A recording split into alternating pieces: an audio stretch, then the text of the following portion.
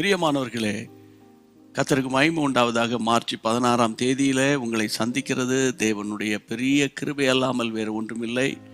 இம்மட்டும் நடத்தினவர் கர்த்தர் இனிமேல் நம்மை நடத்தப் போகிறார். ஆமேன். ஆண்டவருக்கு ஸ்தோத்திரம். அனுதினமும் ஆவியானவரோடு என்ற இந்த ஒரு குறும் செய்தி, இந்த நிகழ்ச்சி, இது ஒரு ஷார்ட் மெசேஜ் தான். ஆனால் இந்த நாள் முழுவதும் உங்கள் காதில் அது கேட்டுக்கொண்டிருக்கும் என்று நான் விசுவாசிக்கிறேன். ஆமேன். நம்பிக்கையோடு ஸ்தோத்திரம் பண்ணி இந்த செய்தியை கேட்ட உடனே நான் முடிவில் ஜெபம் பண்ணுவேன் அல்லவா? நீங்கள் நல்ல ஸ்தோத்திரம் பண்ணி ஜெபம் பண்ணிவிட்டு அதை நினைத்து அப்படியே ஆண்டவருக்கு நன்றி சொல்லிக்கிட்டே இருங்க.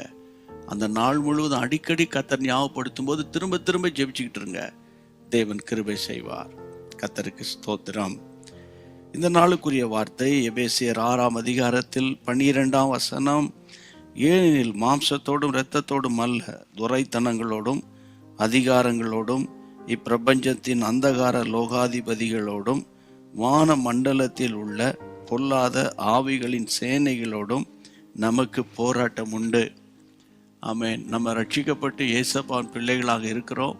பரிசுத்த ஆவியை பெற்றிருக்கிறோம். அபிஷேகத்தில் நிரம்பி பற்பல பாஷைகளை பேசி ஜெபிக்கிறோம். நம்மில் அநேகர் ஊழியம் செய்கிறோம். ஊழியங்களுக்கு உதவியாக இருக்கிறோம் இல்லையா? ஆனாலும் உங்களுக்குள்ள ஒரு கேள்வி, ஏன் இந்த போராட்டம், ஏன் இந்த பிரச்சனை? இங்கே வசனம் என்ன சொல்லுகிறது? கர்த்தருடைய பிள்ளைகளை, போராட்டம் உண்டு. ஆமென். இயேசு ராஜாவும் அதை தானே சொன்னார். இந்த உலகத்தில் உங்களுக்கு உபத்திரம் உண்டு, ஆனாலும் திடன் கொள்ளுங்கள், இயேசுவாகிய நான் உலகத்தை ஜெயித்தேன். அப்போ இன்றைக்கு இந்த வார்த்தை ஏன் உங்களுக்கு முன்பாக வருகிறது என்றால், போராட்டம் வந்தால் நீங்கள் மூழ்கி போகிற ஆட்கள் அல்ல, நீங்கள் ஜெயம் எடுக்கிற ஆட்கள்.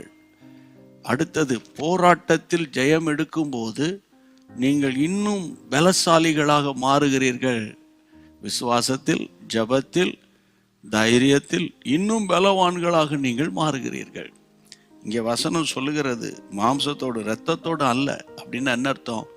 மாம்சமும் இரத்தமும் உடையவன் மனிதன். மனுஷனால போராட்டம் கிடையாது. மனிதர்களால், கூட பிறந்தவங்களால, சொந்தக்காரங்களால், உறவினர்களால், நீங்கள் யார் யாரை நினைக்கிறீங்களோ அவங்களால தான் நீங்கள் நினைக்கிறீங்க. அப்படி அல்ல. வேதம் சொல்லுகிறது, மாம்சத்தோடு இரத்தத்தோடும் அல்ல. ஒன்று துரைத்தனங்கள், அங்கே பாருங்கள். இரண்டாவது அதிகாரங்கள், இப்பிரபஞ்சத்தின் அந்தகார லோகாதிபதிகள், வான மண்டலத்தில் பொல்லாத ஆவிகளின் சேனைகள். அசுத்த ஆவிகள் நமக்கு விரோதமாய் போராடும். ஜெபம் பண்ணக்கூடாது, பைபிள் வாசிக்கக்கூடாது, கர்த்தரை தேடக்கூடாது, கர்த்தரோடு இணைந்து வாழக்கூடாது, கர்த்தருடைய ராஜ்யத்துக்கு பிரயோஜனம் அங்கே இருக்கக்கூடாது, ஊழியத்துக்கு கொடுக்கக்கூடாது, ஊழியக்காரர்களுக்காக ஜெபிக்கக்கூடாது. இப்படியெல்லாம் சாத்தா அவங்களோடு போராடுவான்.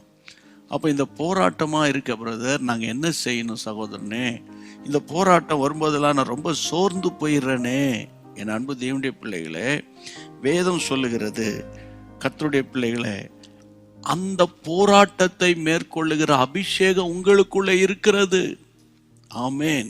அந்த அபிஷேகத்தை கையில் எடுக்கணும். ஆவியில் நிரம்பி ஜெபம் பண்ணி, எந்த போராட்டமாக இருந்தாலும், ஏசப்பா என் கூட இருக்கிறீங்க, நீங்கள் என்னை பாதுகாத்து கொள்வீங்க, உமக்கு நன்றி, ஆமேன் சொல்லி அதை விட்டுருங்க. திரும்ப திரும்ப சொன்னதே சொல்லி கொண்டு இருக்காதீங்க. கர்த்தர் ஜெபத்தை கேட்டுட்டார், தேங்க்யூ லார்ட், என் மீட்பர் உயிரோடு இருக்கிறார், கர்த்தர் நடத்துவார் அப்படின்னு சொல்லி ஸ்தோத்திரம் பண்ணிக்கிட்டே இருங்க. பாசிட்டிவாக பேசிகிட்டே இருங்க. ஆச்சரியமான காரியங்கள் உங்கள் லைஃப்பில் நடக்கும். ஓகே, இதுக்காகத்தான் இன்னைக்கு நம்ம ஜெபிக்க போகிறோம். இந்த பொல்லாத ஆவிகளை துரத்துகிற ஒரு வல்லமை தான் அபிஷேகத்தில் இருக்குது. ஜெபம் பண்ணிடுவோமா? பரிசுத்தமுள்ள நல்ல தகப்பனே, பொல்லாத ஆவிகளை துரத்துவீராக. கலங்க பண்ணுகிற, சோர்வடை செய்கிற, கனநித்திரை கொண்டு வருகிற வாக்குவாதங்களை, சந்தேகங்களை, மன உளைச்சல்களை, இப்படிப்பட்ட பிரச்சனைகளை கொண்டு வருகிற அந்தகார கிரியைகளை மேற்கொள்ளுகிற அபிஷேகத்தை உங்களுடைய பிள்ளைகளுக்கு இன்றைக்கு நீர் கொடுத்து அவர்களை அந்த அபிஷேகத்தினால் அனல் மூட்டி பிசாசின் வலிமைகளை மேற்கொள்ள உடைய பிள்ளைகளுக்கு உதவி செய்யும்.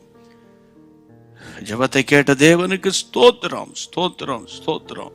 சத்துருவை அடையாளம் கண்டு உடைய பிள்ளைகள் மேற்கொள்ள போகிறார்கள், ஜெயம் எடுக்க போகிறார்கள். கோடி ஸ்தோத்திரம். இயேசுவின் நாமத்தில் நல்ல பிதாவே, ஆமேன். எவ்வளோ பெரிய ஒரு நல்ல சத்தியம் இல்லையா? சத்தியத்தை அறிவீர்கள், சத்தியம் உங்களை விடுதலை ஆக்கிருச்சு. நல்ல ஸ்தோத்திரம் பண்ணுங்க. அதுக்கு அடையாளமாக, தேங்க் பண்ணுறதுக்கு அடையாளமாக மற்றவங்களுக்கெல்லாம் ஷேர் பண்ணிவிட்டு, சரியா, அவங்களுக்காக ஒரு ஜெபம் பண்ணிடுங்க, ஒரு குட்டி ஜெபம் பண்ணிடுங்க. கர்த்தர் நடத்துவார். மீண்டும் சந்திப்போம். God bless you. அன்பான தேவனுடைய பிள்ளைகளே, இச்செய்தி உங்களுக்கு மிகுந்த ஆசீர்வாதமாக இருந்ததென்று நாங்கள் நம்புகிறோம். தொடர்ந்து எங்கள் செய்திகளை கேட்டு கர்த்தருக்குள் ஆசீர்வதிக்கப்பட ஜீசஸ் மீட்ஸ் மினிஸ்ட்ரீஸ் என்கிற எங்கள் யூடியூப் சேனலை சப்ஸ்கிரைப் செய்யுங்கள்.